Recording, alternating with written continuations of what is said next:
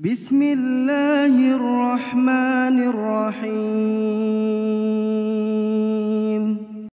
Bismillahirrahmanirrahim. Assalamualaikum warahmatullahi wabarakatuh. Alhamdulillah wassalatu wassalamu ala Rasulillah wa ala alihi wa ashabihi wa man tabi'ah. Asyhadu an la ilaha illallah wahdahu la syarika lah wa asyhadu anna Muhammadan abduhu wa rasuluh. Allahumma salli wa sallim wa barik ala Muhammadin wa ala alihi wa ashabihi ajma'in. Rabbi shrah li sadri wa yassir li amri wa hlul 'uqdatam min lisani yafqahu qawli, amma ba'd.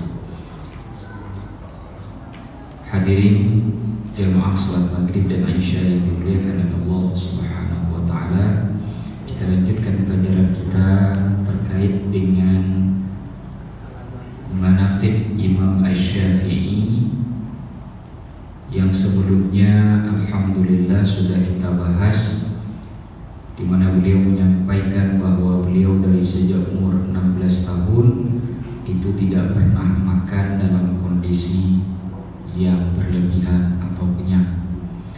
Karena makan dalam kondisi yang berlebihan akan memberikan 5 efek negatif. Pertama, membuat badan menjadi berat, hati menjadi keras, kecerdasan hilang, mudah ngantuk, dan malas ibadah. Maka kalau makan, kita makan secukupnya hanya untuk kebutuhan energi, tidak secara berlebihan. Lalu kemudian Imam Al-Ghazali mengomentari apa yang telah dinukilkan terkait dengan Imam Asy-Syafi'i dengan mengatakan, Bismillahirrahmanirrahim. Fanzur ila hikmatihi fi dzikri afati syab'. Maka perhatikanlah hikmahnya terkait dengan penyebutan Imam Asy-Syafi'i terhadap hal-hal negatif yang disebabkan oleh kekenyangan. Tsumma fi jiddihi fil ibadah. Kemudian tentang kesungguhannya di dalam beribadah. Jadi salah satu alasan kenapa beliau tidak mau makan banyak, supaya beliau bisa kuat ibadah. Ittaraha asy-syab'a li ajliha wa ra'su at-ta'abbudi taqlilu ta'am. Disebutkan juga oleh Imam Al-Ghazali, di mana beliau mengatakan bahwa kekenyangan itulah yang menghalangi seseorang untuk kemudian kuat beribadah. Ada kalimat yang menarik dari Imam Al-Ghazali, ra'sut ta'abbudi taqlilut ta'am. Ra'sut itu kepala, artinya puncak. Puncak dari ibadah itu dengan cara mengurangi makanan. Jadi kalau mau buat ibadah, kurangi makanan. Bapak nanti malam mau bangun sholat tahajud, tapi sebelum tidur makannya 2 piring, insya Allah lewat. Jadi cara supaya kita kuat beribadah, kurangi makan. Makan itu diperlukan bukan untuk kenyang, tapi makan itu dibutuhkan untuk menambah energi. Maka makanlah dengan secukupnya. Seperti garam, Pak. Ketika kita memasak, kalau tidak ada garam, kuahnya tidak enak. Tapi coba kalau kuahnya dimasukin garam 2 kepal tangan, Pak. Gak ada yang mau makan karena kelebihan. Itu sebabnya kenapa orang malas ibadah, salah satunya. Ketika makan lupa. Apalagi kalau makanannya jarang ditemukan, biasanya makan teri, tiba-tiba dikasih kari ayam. Wah, subhanallah. Kapan lagi kalau enggak 3 kali nambahnya, insya Allah lewat 5 waktu itu. Makanya penting dipahami. Dulu ketika kita belajar adab orang menuntut ilmu, orang yang menuntut ilmu itu salah satu musuh terbesarnya adalah makanan. Musuh orang yang menuntut ilmu salah satunya adalah makanan, menahan diri dari makan kenyang. Karena makan kenyang itu membuat badan kita berat, mudah ngantuk. Apalagi kalau majelis ta'lim seperti ini, ustadznya baru assalamualaikum, itu baru assalamualaikum, belum cerita lagi ustadznya. Alhamdulillahnya saja belum dibaca, itu udah ngantuk. Kalau hari Jumat lebih mengerikan, apalagi kalau pergi sholat Jumat makannya banyak. Baru lihat ustadznya di tempat parkir, ustadznya belum naik ke atas mimbar, sudah ngantuk kita. Nah, ini salah satu faedah kenapa mengurangi makan itu penting. Jadi makan bukan untuk supaya kita bisa kenyang segala macam, bukan. Makan itu secukupnya untuk menambah energi. Makanya kan kalau kita bulan Ramadan itu ada hadisnya, sumu tasihhu, berpuasalah maka engkau menjadi sehat. Jadi kalau puncak ibadah itu dengan mengurangi makanan, maka teman penyakit itu adalah perut. Penyakit itu sumbernya adalah perut. Rematik, asam urat, itu kan karena makanan semua, betul tidak? Nah, jadi itu penting yang harus dipahami. Wa qala Asy-Syafi'i rahimahullah, berkata Imam Asy-Syafi'i, semoga Allah merahmati beliau, ma haliftu billahi, aku tidak pernah bersumpah dengan nama Allah, la shadiqan wala kadiban qat, tidak di saat aku menyampaikan hal yang benar apalagi berbohong. Menyampaikan hal yang benar saja beliau tidak bersumpah dengan nama Allah. Ya kalau berbohong apalagi, maksud beliau kalau yang benar saja disampaikan tidak bersumpah, apalagi yang sebaliknya. Bapak-bapak nanti kalau misalkan berangkat ke Arab, entah karena umroh, karena haji atau apapun, itu kalau misalkan ketemu dengan orang Arab itu bicara apa saja pakai sumpah. Bukan hanya pakai nama Allah, bahkan sumpahnya pakai nama Nabi. Ngelihat makanan enak, wallahi, langsung disumpah demi Allah. Sedikit-sedikit sumpah, sedikit-sedikit sumpah. Itu orang Arab. Sedikit-sedikit sumpah. Padahal kan sumpah itu ada kafaratnya kalau misalkan salah, benar kan? Gak lepas dari tuntutan Allah kalau kafarat itu tidak ditunaikan. Tapi orang Arab itu suka sekali sumpah. Bahkan bukan hanya wallahi, pakai wan nabi, demi nabi. Padahal kita tidak diperbolehkan bersumpah kecuali dengan nama Allah. Hanya Allah yang boleh bersumpah dengan apapun. Allah bersumpah dengan waktu, wal asri. Allah bersumpah dengan waktu. Wal fajr, demi fajar. Allah bersumpah dengan waktu. Allah bahkan bersumpah dengan makhluknya. Wat-tini waz-zaitun, demi buah tin dan buah zaitun.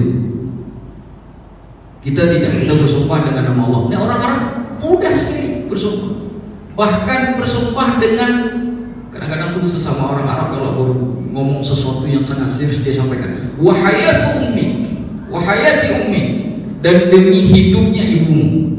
Disumpah begitu, itu orang Arab itu. Mudah sekali orang Arab bersumpah. Dan ini penting, jangan sedikit-sedikit sumpah, apalagi kalau mau berbohong. Misalkan nanti malam ada pengajian Ihya Ulumuddin, demi Allah ada, enggak perlu. Jangan mudah supaya kita bersumpah dengan nama Allah. Apa alasannya? Kan itu pertanyaannya. Kenapa Ustaz enggak boleh? Apa alasannya? Dijelaskan di sini. Fanzur ila hurmatihi wa tawqirihi lillahi ta'ala. Perhatikan bagaimana kehormatannya Imam Asy-Syafi'i dan pengagungannya kepada Allah, sehingga Allah tidak dipakai namanya pada hal yang remeh-temeh. Nama Allah tidak digunakan seenak hati, karena Allah itu maha tinggi, maha agung. Maka salah satu bab sumpah itu biasa kita temukan di pengadilan. Ketika saksi dipanggil oleh hakim, ditanya tentang kesaksiannya, berkaitan dengan kasus yang sedang disidang saat itu, dia disumpah. Hal-hal yang besar nama Allah digunakan, jangan hal-hal yang remeh-temeh. Demi Allah, demi Allah. Nah, ini adabnya para ulama kepada Allah. Apa alasannya? Takut. Kalau sumpahnya tersebut dengan kemudian memandang nama Allah itu dengan rendah, bukankah kita telah menghinakan Allah? Siapa kita menghinakan Allah? Bukankah penghinaan seperti itu akan kembali kepada diri kita? Jadi penghormatan kepada Allah, pengagungan mereka kepada Allah sangat luar biasa. Orang yang tidak memahami hal ini, hidupnya tidak akan selamat. Tidak akan selamat. Karena Allah puncak dari segalanya. Bapak perhatikan tuh surah Al-Fatihah. Surah pertama dalam Al-Quran. Kita buka Al-Quran. Yang kita temukan dua ayat pertama. Bismillahirrahmanirrahim. Alhamdulillahirabbil alamin. Bismillah bicara tentang awal segala sesuatu. Alhamdulillah bicara akhir dari segala sesuatu. Saya minum, sebelum minum bismillah, setelah minum alhamdulillah. Saya mengajar, sebelum mengajar bismillah, sesudah mengajar alhamdulillah. Bapak belajar, sebelum belajar bismillah, nanti setelah belajar alhamdulillah. Bismillah dan alhamdulillah menceritakan awal dan akhir. Sebelum Allah bercerita apapun dalam Al-Quran, itu duluan yang Allah ceritakan. Kenapa? Wal awwalu wal akhiru. Allah yang awal, Allah yang akhir. Allah yang maha pertama tapi tidak punya awal. Allah yang terakhir tapi tidak punya akhir. Jadi hakikat itu harus kita ketahui. Kita ini ada awal, kita ini ada akhir. Berapa banyak di antara kita ketika memakai pakaian lalu tidak menghargai bahwa dulu ketika keluar dari rahim ibunya dia tidak memakai apapun. Berapa banyak orang yang hari ini naik motor, naik mobil lalu lupa dulu ketika keluar dari rahim ibunya dia tidak pernah membawa apa-apa. Nanti Pak, nanti ketika kita meninggal dunia, kita akan kembali ke kuburan seperti kita keluar dari rahim ibu, tidak bawa apa-apa. Pakaian putih yang disebut dengan kain kafan yang membalut tubuh itu karena harus menutup aurat. Jika bukan karena alasan itu, kita mungkin dikubur dalam kondisi telanjang sebagaimana kita lahir dulunya.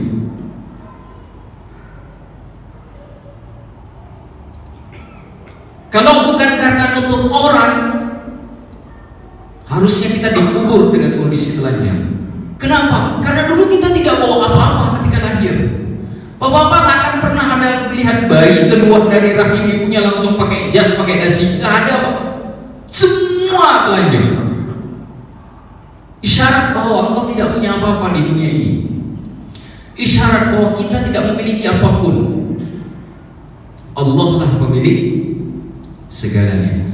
Pertanyaannya adalah, kalau ini hakikat kehidupan, lalu kemudian kita tidak mengagungkan Allah, tidak membesarkan Allah, tidak memuliakan Allah, tidak meletakkan Allah di tempat tertinggi, apa yang akan terjadi?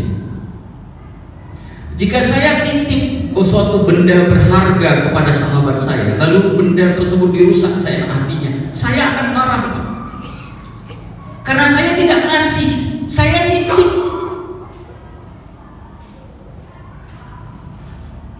Kok barang yang dititip dirusak? Kok barang yang dititip diperlakukan seenaknya? Saya nggak ngasih, saya nitip. Nih kalau barang yang saya titip bisa bikin saya marah, Allah yang punya segalanya, yang nitip semuanya ke kita, apa nggak mesti harus nggak marah? Mesti dong Allah marah, mesti dong Allah murka, mesti dong Allah tidak senang. Makanya dalam banyak Al-Quran Allah mengatakan wallahu syadidul iqab. Allah itu sangat besar iqabnya, hukumannya. Di ayat yang lain wallahu sari'ul hisab. Allah itu kalau bikin perhitungan cepat sekali. Kenapa Allah cepat bikin perhitungan? Karena Allah ngasih ke kita juga semuanya, nggak nanggung-nanggung Pak. Kita nggak nyembah Allah, kita nggak sholat, kita nggak sujud, tapi masih bisa bernafas.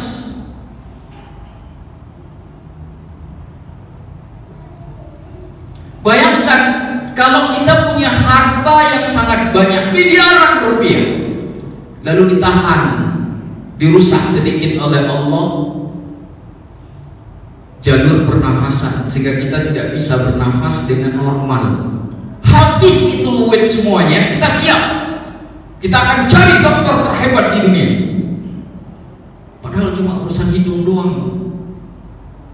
Orang nggak bisa kencing, nggak bisa buang air kecil, siap menggelontorkan miliaran rupiah agar bisa kencing. Cuma urusan kencing,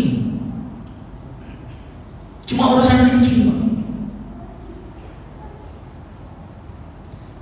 Itu kesalahan kita ketika kita tidak mengagungkan Allah, karena kita menganggap bahwa nikmat dan anugerah Allah hanya terbatas kepada materi, uang, makanan, pakaian, rumah.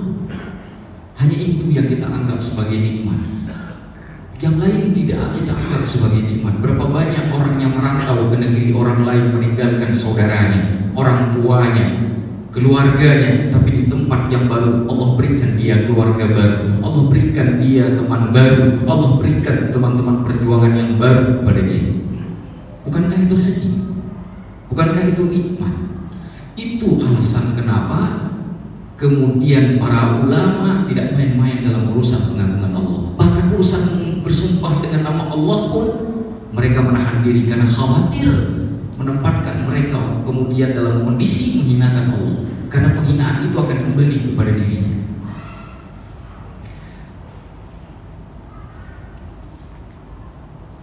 Wa dalalatu dzalika, dalil untuk hal yang demikian itu ala ilmihi bi jalalillahi ta'ala, yang menunjukkan ilmunya yang sangat luar biasa terkait dengan ketinggian Allah Subhanahu wa ta'ala. Dan itu sudah kami jelaskan tadi kaitannya kenapa kemudian tidak sembarangan bersumpah dengan nama Allah, dengan pengagungan dan kedudukan Allah yang maha tinggi. Wa su'ila Syafi'i radhiyallahu anhu an mas'alatin. Imam Asy-Syafi'i itu pernah ditanya terkait dengan satu masalah. Tanya satu masalah. Sama seperti kita kalau ketemu dengan ulama, dengan kiai, dengan orang yang alim, kita akan mempertanyakan suatu masalah dalam urusan agama. Fasakat. Tapi ketika beliau ditanya, beliau diam, tidak mau menjawab, diam saja. Ditanya, diam. Imam Syafi'i diam. Kan harusnya kalau ditanya dijawab. Hadisnya kan jelas. Man su'ila an ilmin fakatamahu ya'ti yawmal qiyamati birijabin minan nar. Kalau ditanya suatu ilmu enggak ngejawab, menahan ilmu itu sengaja, oh biar saya yang pintar, yang lain enggak perlu pintar, maka dia akan datang di hari kiamat dengan cara dicambuk oleh Allah dari api neraka. Kan itu hadis. Hadisnya diriwayatkan oleh Imam Bukhari, Imam Muslim dan juga Imam Ahmad serta para perawi hadis lainnya dengan redaksi yang berbeda-beda, tapi dengan makna yang sama. Hadisnya mutawatir. Pertanyaannya, loh kenapa Imam Syafi'i diam? Kan Imam Syafi'i pasti tahu, para ulama kan pasti tahu dalil itu. Kenapa mereka diam? Dijelaskan di sini. Faqila lahu, lalu ditanya kepada Imam Syafi'i, alla tujiba rahimakallah. Wahai Imam Syafi'i, wahai Imam, kau nggak akan jawab pertanyaan tadi itu. Semoga Allah merahmatimu. Apa kata Imam Syafi'i? Hatta adriyal fadla fi sukuti atau fi jawabi. Saya akan memutuskan saya jawab atau saya diam sampai saya tahu kelebihan itu ada pada saat saya menjawab pertanyaan itu atau dengan diamnya saya. Karena ada orang ditanya satu pertanyaan lalu dijawab, bisa saja kemudian dia belum ada pemahaman utuh terkait dengan pertanyaan itu misalnya. Bisa saja dia menjawabnya dengan salah, atau mungkin jawabannya sudah benar, tapi karena keterbatasan waktu dia tidak bisa menjelaskannya secara luas sehingga memberi pemahaman yang salah kepada yang mendengar. Atau bisa menjawab suatu pertanyaan tapi ada ria di hati, biar yang bertanya merasa, oh ini memang luar biasa orang ini, semua yang ditanya semua dijawab. Timbul ria di dalam hati, hilanglah kelebihan itu. Maka kata Imam Syafi'i, akan kuputuskan apakah kau akan menjawab pertanyaan itu atau tidak, sampai aku menemukan kelebihan dari Allah untuk diriku pada saat aku menjawab pertanyaan itu, atau pada saat aku diam tidak menjawab pertanyaan tersebut. Jadi yang diinginkan oleh para ulama itu bukan hanya sekedar menyelesaikan masalah. Kembali kepada cerita kita yang awal dulu, salah satu niat mereka mencari ilmu itu karena mendapat ridha Allah. Nah, kalau cuma dengan punya ilmu terus sekedarnya, seenaknya, belum tentu dapat ridhonya Allah. Makanya di Maroko itu ada seorang ulama Maliki namanya Syekh Sa'id Al-Kamali. Beliau mengatakan begini, siapapun yang cari ilmu supaya jadi ulama, sampai kapanpun tak akan bisa jadi ulama. Saya ulangi, siapapun yang cari ilmu supaya jadi ulama, sampai kapanpun tidak akan jadi ulama. Kenapa? Karena ulama dulu cari ilmu bukan untuk jadi ulama, cari ilmu supaya bisa diamalkan untuk dirinya sendiri. Itu maksud dari cari ilmu. Ulama itu status yang Allah izinkan. Bukankah kemudian kita pernah bahas pada bab ini bahwa di kalangan ulama pun ada kalimat ulama ulama jahat. Sudah kita bahas dulu sebelumnya. Apa yang menyebabkan itu? Karena barokah ilmunya hilang. Karena ketika cari title, maka niatnya bukan lagi cari ridho Allah, tapi cari ridho manusia. Berapa banyak sekarang orang cari ilmu, belajar kedokteran, belajar matematika, bukan lagi karena Allah, tapi supaya dapat pekerjaan di perusahaan yang hebat. Berapa banyak sekarang? Bukan cuma belajar ilmu agama, ilmu umum pun juga sama. Berapa banyak orang yang cari ilmu sekarang karena kehidupannya, bukan lagi karena Allah. Padahal kita belajar hadis di dalam Sahih Bukhari, hadis pertama itu bicara tentang niat, hadis niat. Sebelum bicara hadis apapun, hadis pertamanya adalah hadis tentang niat. Faman kanat hijratuhu ila Allah wa rasulih fa hijratuhu ila Allah wa rasulih. Barang siapa hijrahnya karena Allah dan Rasulnya, maka hijrahnya akan mendapatkan Allah dan Rasulnya. Faman kanat hijratuhu lidunya yusibuha aw limra'atin yatazawwajuha. Barang siapa yang hijrahnya karena dunia yang ingin dia dapatkan ataupun karena perempuan yang ingin dia nikahi, fa hijratuhu ila ma hajara ilaih. Maka hijrahnya itu terhadap apa yang dia niatkan. Kalau niat cari ilmu, cari uang, dia dapat uang, tapi dia tidak akan dapat Allah dan Rasulnya. Jika cari ilmu supaya dapat jabatan tinggi, maka dia akan dapatkan jabatan tinggi itu, tapi dia tidak akan pernah dapat Allah dan Rasulnya. Kalau cari ilmu supaya dapat pamor di tengah-tengah masyarakat, biar dipuja-puji oleh orang banyak, dia akan dapatkan itu, tapi dia tidak akan pernah dapatkan Allah dan Rasul. Kita sudah jelaskan minggu kemarin bahwa dunia ini harus kita buat seperti bayangan. Bayang itu kalau ada di depan kita, sekuat apapun kita mengejar, maka kita tidak akan pernah sanggup menyusulnya. Tapi kalau bayangan ada di belakang, kemanapun kita pergi, kemanapun kita lari, dia akan terus mengikuti. Itu dunia. Kalau dunia kita letakkan sebagai tujuan ada di hadapan kita, dikejar sampai mati pun tidak akan pernah dapat. Mau jadi orang paling kaya, tetap aja ada orang lebih kaya dari kita. Mau nyari jabatan yang tinggi, tetap saja ada orang yang jabatannya jauh lebih tinggi dari kita. Tapi ketika kita kemudian meletakkan dunia di belakang dengan mengejar akhirat, akhirat kita dapat, dunia mesti ikut. Dunia mesti ikut, wajib. Kenapa? Karena Allah memberikan dunia ini kepada hamba-hambanya yang soleh. Hanya cara Allah memberikan dunia ini bukan hanya dengan materi saja. Kita kan menganggap kadang-kadang Oh, saya dapat dunia ini karena uangnya banyak, saya dapat dunia ini kalau jabatannya tinggi. Kan kita menghitungnya begitu. Tidak. Dunia ini hakikatnya satu, hidup tenang, nyaman, bahagia. Kan begitu, Pak. Di kampung-kampung sana jauh, di pelosok-pelosok sana di negeri kita, ada orang 1 bulan, Pak, cuma punya penghasilan 500.000. Hidupnya enak, hidupnya tenang, anaknya bisa kuliah di luar negeri. Kita di sini pontang-panting cari rezeki 3 juta, 4 juta, tetap aja akhir bulan dikejar-kejar sama listrik belum dibayar, sama pampers anak yang belum dibeli. Kenapa? Jangan-jangan barokahnya yang kurang, jangan-jangan barokahnya yang Allah cabut, jangan-jangan barokahnya yang sudah Allah hilangkan. Kan itu yang kita khawatirkan. Kenapa 500 cukup? Kenapa yang 4 juta tidak cukup?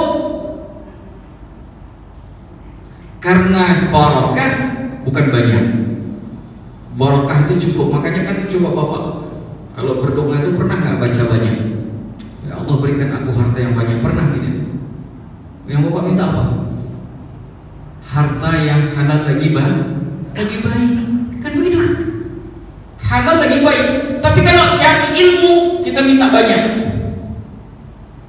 Ketika ilmu minta banyak. Allahumma zidni ilma, ya Allah tambahkan ilmu. Banyak kan? Tapi ketika cari harta kita nggak pernah Allahumma zidni filman. Ya Allah beri aku tambahan harta. Enggak, kita minta Allahumma rzuqni malan halalan thayyiban. Ya Allah beri aku harta yang halal lagi baik. Itu hakikatnya. Allah mengajarkan kita seperti itu supaya kita paham hakikat hidup. Kata Imam Al-Ghazali, fanzur fi muraqabatihi li lisanihi. Perhatikanlah bagaimana Imam Asy-Syafi'i menjaga lisannya. Ma'a annahu asyaddul a'dha'i tasallutan 'ala al-fuqaha wa aqsaha 'an ad-dhabt wal qahr. Kenapa beliau tidak langsung menjawab tapi ingin cari dulu mana nih kelebihannya dengan menjawab pertanyaan atau dengan diam? Apa alasannya? Alasannya sederhana, karena lidah bagi para fuqaha, bagi ahli fikih itu merupakan anggota tubuh yang paling dahsyat yang bisa menghancurkan dirinya. Dari semua anggota tubuh yang dimiliki seorang alim, yang paling berbahaya adalah lidahnya. Kenapa, Pak? Ini kita habis sholat maghrib tadi, Pak. Bapak diam semuanya. Cuma saya yang ngomong terus menerus kan? Betul tidak? Sedangkan dalam kaidah peribahasa Arab itu ada kalimat begini, man kathura kalamuhu kathura malamu. Yang banyak ngomong banyak celah. Yang paling banyak celah kemungkinan besar Bapak atau saya. Mesti dong saya, karena saya yang terus-menerus ngomong. Betul tidak? Itu yang dimaksudkan oleh Imam Al-Ghazali, bahwa lidah adalah anggota tubuh yang paling berbahaya, bisa menghancurkan seorang ulama, yang bisa menghancurkan seorang ahli fikih, yang bisa menghancurkan seorang yang alim, melebihi dari semua anggota badan yang lain, termasuk mata, telinga, tangan, kaki. Itu sebabnya, alasannya kenapa Imam Asy-Syafi'i ketika ditanyakan pertanyaan, beliau pikir ini kelebihan karunia Allah, ridhonya Allah, rahmatnya Allah bersama dengan jawaban yang kuberikan dari pertanyaan yang diajukan atau dengan diamnya. Jadi terkadang Pak, kalau Bapak bertanya nanti kepada seseorang yang alim lalu tidak dijawab, jangan putus asa. Itu maksud saya. Karena kita sudah dapat ilmunya. Bisa jadi diamnya bukan karena nggak mau jawab, dia takut terhadap apa yang akan terjadi pada dirinya, mungkin hatinya kemudian jadi ria dan lain sebagainya. Jangan nanti ketika Bapak datang ke suatu tempat, pergi ke tempat pengajian misalkan, kalau ada beberapa buka sesi tanya jawab, bangun 3 orang bertanya pertanyaan, 2 dijawab, yang 1 mungkin diam, tidak dijawab. Jangan suudzon. Bisa jadi tidak dijawab bukan karena tidak mau menjawab. Itu sebabnya kenapa orang yang tidak dijawab pertanyaannya datang kepada Imam Asy-Syafi'i untuk bertanya, kenapa kau tidak menjawab wahai Imam? Itu alasannya ditanya kembali. Jadi bisa jadi kita yang sangat sampai salah paham. Allahu a'lam bishawab. wa bihi yastabinu annahu kana la yatakallamu wa la yaskut la linailil fadli wa talabil thawab, linailil fadli wa talabil thawab. Di sini menjadi jelas bahwa beliau apabila berbicara, Imam Syafi'i apabila berbicara ataupun diam, maka tidak ada pun satupun yang beliau harapkan kecuali untuk mendapatkan karunia, wa fadli wa talabil thawab, dan dapat kemudian ganjaran serta pahala daripada Allah. Diamnya begitu, ngomongnya juga begitu, maka barokahnya besar. Sudah berapa lama Imam Syafi'i meninggal dunia? Sudah abad ketiga Hijriah. Abad ketiga Hijriah. Sekarang sudah abad berapa Pak? 15 Hijriah. Sekarang kan sudah abad 15. 3 ke 15 berarti beda dengan kita 12 abad lamanya. 1200 tahun lamanya perbedaan, lebih kurang perbedaan kita dengan beliau. Namanya masih disebut. Orang yang sudah meninggal 12 abad yang lalu namanya masih disebut. Kitab-kitabnya dipelajari di seluruh dunia. Bukan cuma di sini Pak, di tempat kita, di seluruh dunia dipelajari. 12 abad yang lalu meninggal dunia. Kita Pak baru seminggu kemarin meninggal. Minggu ini dah ada yang nyebut nama kita. Jangankan nyebut nama kita, yang doain aja nggak ada. Kenapa? Barokahnya jangan-jangan Allah cabut. Barokah pada nama, barokah pada umur, barokah pada makanan, barokah pada hidup. Allahu a'lam bishawab. Semoga semua kita dapat barokahnya Allah. Amin ya rabbal alamin. Wa qala Ahmad bin Yahya bin Al-Wazir, berkata Ahmad bin Yahya bin Al-Wazir, ini juga salah seorang murid ya Rasulullah Imam Syafi'i. Kharaja Syafi'i rahimahullahu ta'ala yawman min suqil Qanadil. Imam Syafi'i suatu hari keluar dari pasar Qanadil. Qanadil itu pasar lampu Pak. Dulu di Mesir, di wilayah dekat namanya Sayyidah Zainab. Kebetulan dulu itu dekat dengan tempat saya tinggal. Itu memang ada pasar lampu Pak. Banyak orang di pinggir jalan itu jualan lampu. Apa kalau lihat di bulan Ramadan nanti, kalau misalkan lihat Mesir itu kan ada lampu yang khusus, lampu-lampu Arab itu. Nah itu lampu-lampu itu dijual banyak kan. Nah suatu hari beliau keluar dari pasar itu. Fattabi'nahu, kata Ahmad bin Yahya, kami pun mengikuti beliau. Fa idza rajulun yasfahu ala rajulin min ahli ilmi. Di saat kami mengikuti Imam Syafi'i atau bersama dengan Imam Syafi'i, tiba-tiba kami mendengar ada satu orang laki-laki di pasar tersebut yang sedang mencaci maki laki-laki yang lain yang kebetulan dari ahli ilmu, sedang menjelek-jelekkan orang yang punya ilmu. Faltafata Syafi'i ilaina wa qala, Imam Syafi'i yang saat itu ada bersama rombongan lalu menoleh ke arah murid-muridnya lalu berkata, nazihu asma'akum, bersihkan pendengaran kalian, an istima'il khala, dari mendengar perbuatan yang jelek, kama tanzihuna alsinatakum 'anil nutqi bih, sebagaimana kalian membersihkan lidah-lidah kalian dari berbicara hal-hal yang demikian. Fa innal mustami'a syariqul qa'il, sesungguhnya orang yang mendengar itu sahabat atau pasangannya orang yang berbicara. Wa innas safi, sesungguhnya orang yang bodoh, la yanzuru ila akhbathi syai'in fi ina'ihi, maka dia akan melihat hal yang paling kotor yang ada di dalam bejananya. Fayahrisu ayyufrilahu fi aw'iyatikum, maka dia akan berusaha mengosongkan bejananya dari isi yang jelek tadi lalu dimasukkan ke dalam bejana kita. Falau ruddat kalimatus safi, kalau sekiranya kalimat celaan dari orang-orang bodoh ini ditolak, tidak dipedulikan, la sa'ada radduha, maka orang yang menolaknya pasti akan gembira, pasti akan bahagia, pasti akan senang. Kama syaqiya biha qailuha, sebagaimana akan celaka orang yang mengatakannya. Jadi ada orang datang ngomongin orang berilmu yang tidak-tidak, Itu ceritanya. Imam Asy-Syafi'i menoleh ke arah muridnya, ingin membentengi murid, mengatakan, kalian yang mendengarkan kalimat yang jelek tadi, bersihkan telinganya, karena kalimat yang sudah keluar tidak bisa ditarik. Tulisan, kalau salah ditulis masih bisa dihapus, tapi kalimat ketika sudah meluncur tak lagi bisa dihapus, Pak. Maka salah satu yang bisa dilakukan adalah bersihkan telinga, karena telinga tadi sudah masuk kalimat-kalimat yang tidak baik tadi. Orang yang mendengar itu sahabat orang yang mengatakan. Kalau kita mengiyakan hal yang buruk dikatakan oleh orang lain, maka kita akan bersama dengan orang yang mengatakan itu. Celaka. Tapi di saat kita menolak apa yang dikatakan oleh orang yang salah tadi, maka dia yang celaka, kita yang bahagia. Itu kalimatnya Imam Asy-Syafi'i.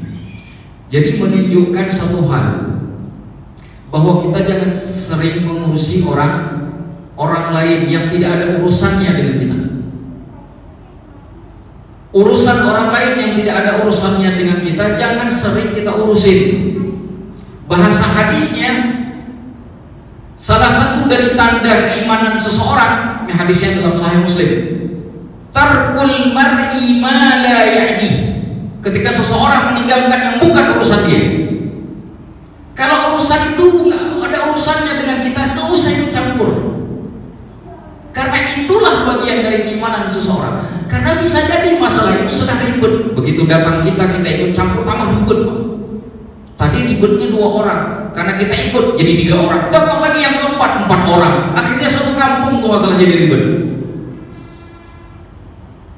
Itu alasannya. Tinggalkan yang bukan urusan kita, yang usah ikut campur. Dalam bahasa yang lain, hidup itu ada aturan mainnya. Maka siapa yang tidak ikut aturan main, maka akan celaka.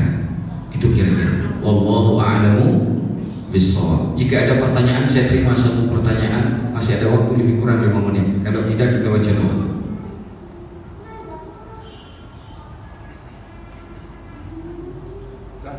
Silakan.